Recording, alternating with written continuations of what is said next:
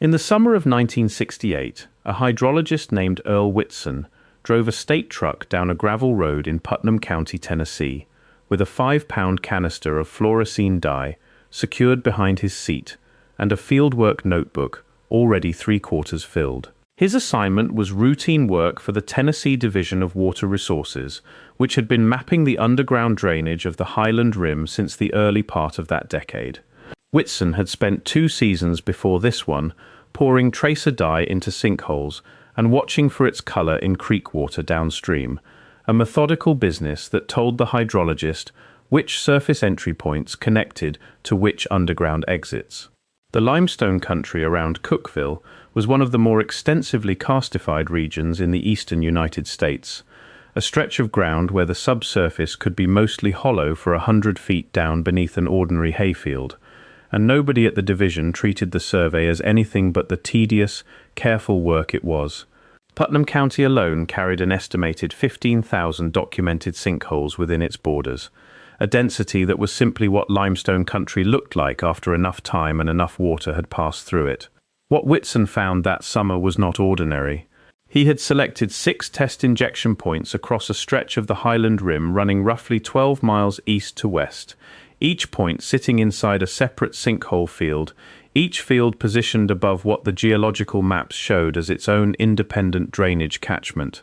He injected dye at intervals of 3 days, moving east to west, logging the time and volume at each site. Then he drove to the spring outlets the map said should correspond to each field separately, and he waited for green water to show.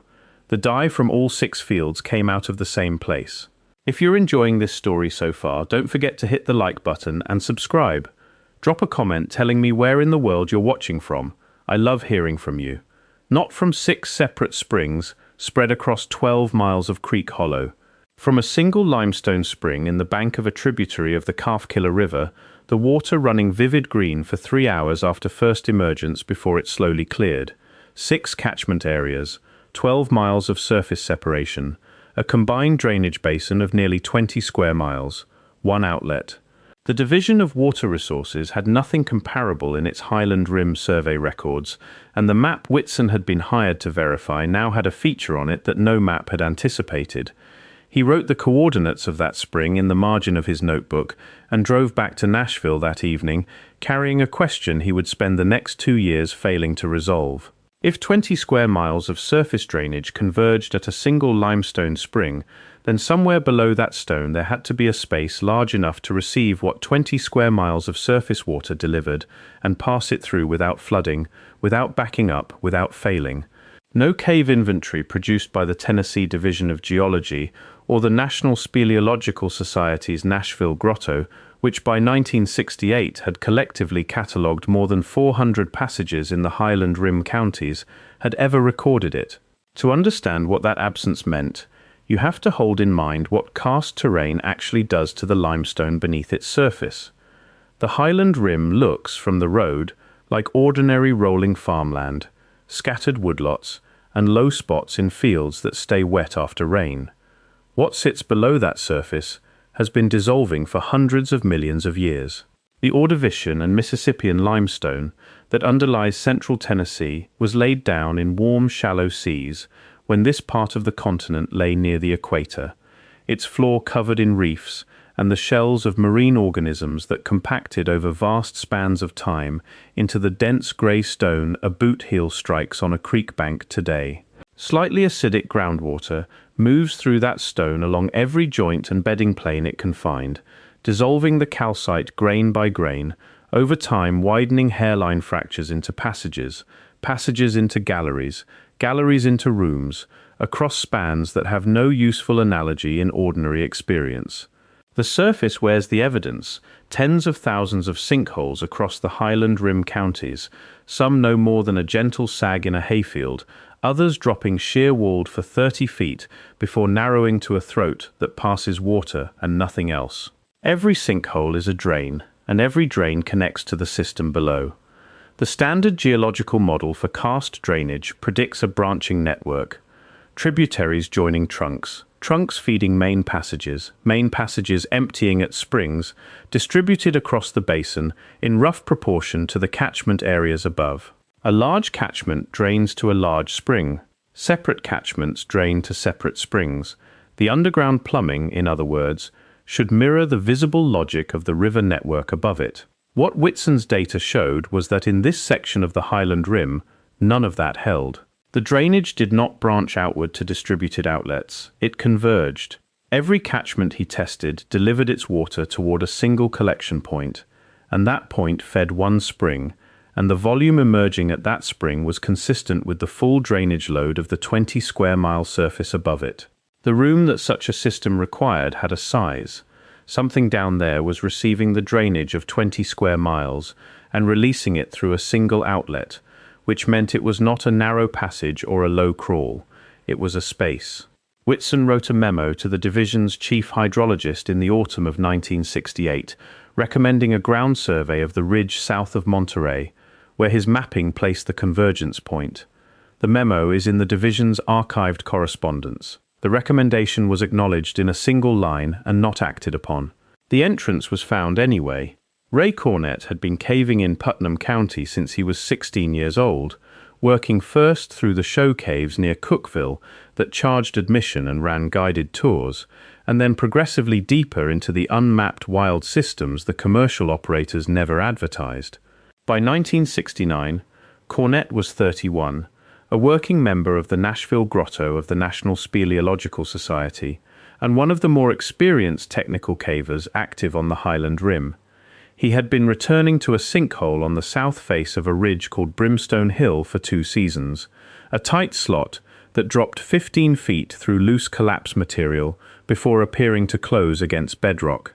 In September of 1969, he brought a hand drill to the site, worked the base of the slot across 3 separate trips, and on the third, the passage opened.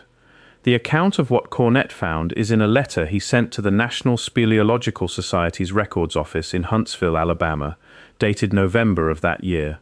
The letter is written in the flat, deliberate way that experienced cavers learn to produce, because a description that sounds like wonder will not be filed alongside a description that sounds like survey data, and Cornett knew which register he needed to inhabit. The passage from the base of the slot ran horizontal for approximately 80 feet, narrowing twice before widening again, and then the floor dropped and the walls fell back, and Cornett stood at the rim of a room.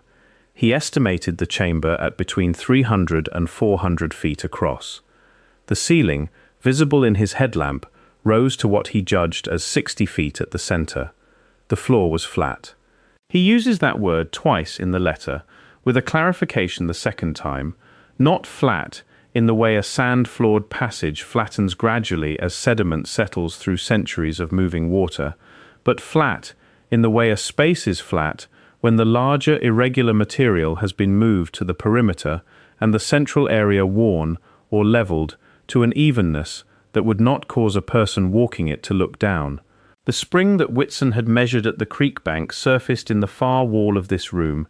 It emerged from a horizontal fracture in the limestone at a height of roughly 4 feet above the flat floor, cold and moving with the force and steadiness of a system carrying a 20 square mile drainage load. Cornett spent 3 hours inside the chamber on that first visit, making measurements and sketches. He returned 4 more times over the following 6 weeks, and on the third visit he brought a camera. The letter to Huntsville notes several features of the chamber beyond its dimensions and the spring. Along the eastern wall, running at a consistent height of approximately 2.5 feet above the flat floor, Cornett observed a score line in the limestone, narrow, continuous, maintaining its height without variation across both the convex and concave sections of the wall it crossed.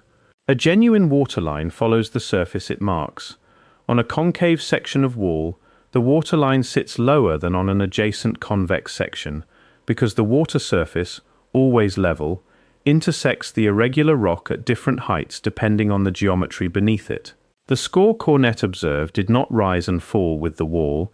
It held its height uniformly across 120 feet of irregular stone, crossing the curves of the rock at the same 2.5 feet above the floor, as though the wall's own shape were irrelevant to whatever had made the mark. Whatever made it worked at a fixed height above a fixed surface, not at the level of water that had stood in this room, but above it, and in a straight line that the wall itself never interrupted. On the highest dry ledge above the spring, in a section of the chamber that the active water had not touched in some time, Cornett found objects. He describes them in the letter as ceramic sherds and worked bone, the kind of material he associated, from an amateur's familiarity with the archaeology of the Cumberland Plateau, with the pre-contact cultures of the region. He did not remove them. He photographed them on his third visit, from two angles, with the ledge and the wall and the spring visible in the same frame for scale and context. The photographs exist. The Nashville Grotto records note their submission alongside the survey sketch. Where the photographs are today is not recorded in any accessible file. If you're hooked on this story, make sure to subscribe and turn on notifications so you never miss an upload. Your support means everything and helps me bring you more emotional stories like this one. Cornett filed his letter, his preliminary survey sketch, and a written description of the ledge material with the Nashville Grotto in the winter of 1969. He sent a copy to the Tennessee Division of Geology. He wrote to a University of Tennessee geologist named Marshall Pruitt, who had published on the Karst hydrology of the Highland Rim and whose work Cornett had read. Pruitt's reply, which Cornett preserved and described in later correspondence, expressed interest in the convergence data and mentioned a possible visit the following spring. Pruitt's published bibliography for the 3 years after that letter contains no paper on Putnam County karst and no reference to a chamber of the dimensions or the features Cornett described. The Division of Geology sent a standard acknowledgement of receipt. The survey sketch was logged. Its subsequent location in the filing system is not noted anywhere in the accessible record. In the spring of 1970, Cornett returned to Brimstone Hill and found the entrance to the slot altered, not by rockfall from above. The breakdown he had cleared during his access work had been pushed back into the throat of the sinkhole from the side, wedged in a configuration that blocked the opening without filling it from any pressure above ground. Cornett spent part of an afternoon clearing the material and re-entered the passage. The flat floor of the chamber was undisturbed. The score line on the eastern wall was exactly as he had recorded it. The ledge above the spring was bare. The ceramic fragments and worked bone that had rested on that shelf were gone. He wrote this down. The account is in the Nashville Grotto's archived correspondence. The pattern beneath Putnam County was not confined to that stretch of the Highland Rim. Survey work conducted across the central Tennessee limestone counties through the 1960s and early 1970s produced analogous drainage anomalies in the karst of White County, south of Sparta, and in portions of DeKalb and Smith counties to the west. In each of these areas, dye trace studies run by state and federal hydrologists showed convergence geometries that the existing cave inventories could not account for, multiple catchments funneling their drainage to single outlets through passage systems smaller by volume and dimension than the drainage load required. The White County Survey Report of 1966, produced under a joint state and federal water mapping contract, noted the anomaly explicitly and recommended further investigation. No further investigation was contracted. Cavers who followed the drainage into the White County systems in the same period submitted accounts to the Nashville Grotto that match what Cornett had recorded across the county line. Two separate reports from the early 1970s describe horizontal score lines at consistent heights above leveled floors in chambers of comparable scale. The more detailed of the two notes that the scoring appears on opposing walls of a chamber at identical heights above the floor. The caver who wrote it observes what any working caver would observe, that water action cannot simultaneously mark both walls of a passage at the same height unless the water surface inside that passage was perfectly level, which means the passage had no active outlet at the moment the water stood there. The chamber he was describing had an active outlet. The water was moving through it when he entered. The score lines were several feet above the current water line. What had marked both walls at that same height in the past was not the water he could see and measure. On the dry shelves above the active water in the White County systems, organic material appeared in the accounts as well. One caver describes compact dark fiber resting against a wall above the current waterline, which he identifies as basketry. He left it in place and noted it in his report. That report is in the grotto's records. These accounts were gathered without coordination. The cavers who produced them did not know each other's findings when they wrote their descriptions. The same leveled floor, the same score line at the same relative height, the same organic material on the same kind of high dry shelf. Documented independently across 2 counties and several years by witnesses with no reason to align their observations. That is not coincidence, that is a signature. The sealing of the accessible sinkhole entrances in the Brimstone Hill drainage area began in the spring of 1971. The Tennessee Department of Transportation was active throughout the Highland Rim counties during this period, remediating karst collapse features near highway corridors as standard engineering practice in limestone country. Filling a sinkhole near a road corridor is sound practice. The limestone below is actively dissolving, and an unsupported void beneath a roadbed can open without warning. This is documented, rational, and requires no further explanation. The sinkholes sealed in the spring of 1971 in the Brimstone Hill drainage area were not near any highway corridor under active construction or planned development in that period. The nearest road project in the Division of Transportation's Putnam County records for those years was more than 3 miles from the nearest sealed feature. The sealing was carried out with poured concrete. Nashville Grotto members who observed several of the operations from the edges of adjacent fields described pours that continued well past the point at which the surface depressions were filled, the concrete backing up through the sinkhole throats and setting as solid plugs rather than surface caps. One observer, whose account is in the Grotto's meeting notes from the autumn of 1971, described a single pour lasting most of an afternoon at a sinkhole no more than 8 feet across at the surface. The Division of Transportation's project documentation for Putnam County in 1971 does not list these closures under any named highway project or surface improvement program. They appear in the records as maintenance expenditures under a regional authorization whose paperwork specifies no engineering rationale or site-specific study. The authorization was signed by a regional engineer named Frank Idelson. His personnel file is held at the State Library and Archives in Nashville. Idelson retired from state service in 1972. The last accessible sinkhole in the Brimstone Hill drainage area was sealed in October of 1971. Cornett walked the ridge that month and found the final slot filled. He was 33 years old. He caved in Tennessee for 2 more decades after that, but he never found another way into the chamber. In a letter written in the early 1990s, responding to a caver in Knoxville who had read the old account and asked about it, Cornett wrote that he had stopped looking for an entrance by around 1975, that the search had stopped feeling like caving somewhere in that period and had started feeling like something else he did not have a clean word for, and that he was no longer sure the distinction mattered. The chamber is still there. Limestone does not change on a human timescale, and 50 years of cured concrete in the sinkhole throats has not moved the stone around it.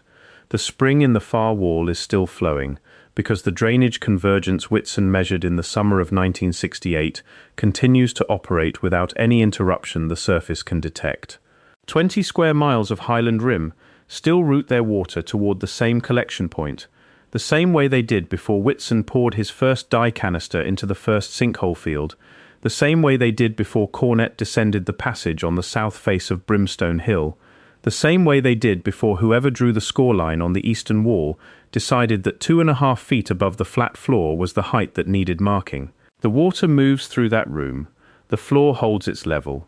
The ledge above the spring has been bare since the spring of 1970. Stone holds everything. The Tennessee Division of Geology does not list the Brimstone Hill chamber in any published cave inventory. No entry for it appears in the National Speleological Society's Tennessee Cave Database. The photographs Cornett submitted to the Nashville Grotto in the winter of 1969 are not in the Grotto's accessible records. The score line on the eastern wall runs across 120 feet of limestone in a room the official record says does not exist, at exactly the height where Cornett measured it, unchanged and unmarked by anything that has happened at the surface since October of 1971. If the die trace Whitson logged in the summer of 1968 is read as the hydrological record it was produced to be, and it is in the division's archived correspondence, and if the letter Cornett sent to Huntsville in November of 1969 is read as the survey record it was written to be, and it is in the National Speleological Society's files, then what the combined record says is this. Beneath 20 square miles of central Tennessee, there is a room with a leveled floor, a horizontal score line that water action in an active draining system cannot have produced, dry ledges that carried pre-contact ceramic and worked bone until someone entered between Cornett's 6th and 7th visits and removed them, and a set of approaches sealed in 1971 under a maintenance authorization that names no engineering rationale, signed by a man who retired the following year. The room is there, the convergence is measurable, the ceiling is in the record. What it means that the same leveled floor, the same score at the same relative height above it, and the same organic material, on the same kind of high dry shelf, appear in White County and DeKalb County and Smith County, always underground. Always above the active water, always recorded once by witnesses who did not compare accounts, and always made inaccessible before the documentation could go any further, is a question the official archive has arranged, without drama and without anyone needing to act in bad faith, very carefully not to answer. The concrete has been in the sinkhole throat since October of 1971. The question is older than the concrete, and older than the surveys, and older than the geological maps, and older than every eye that ever stood on the Highland rim and looked at the ground without knowing what the ground was holding. In the room below, where the drainage of 20 square miles arrives at the spring in the far wall, the score line holds its line, 2.5 feet above the floor, straight across the curves of the stone, patient and unchanged and waiting. Thank you so much for watching until the end. If you loved this story, check out the other videos on your screen now. I think you'll really enjoy them. And don't forget to subscribe if you haven't already. See you in the next story.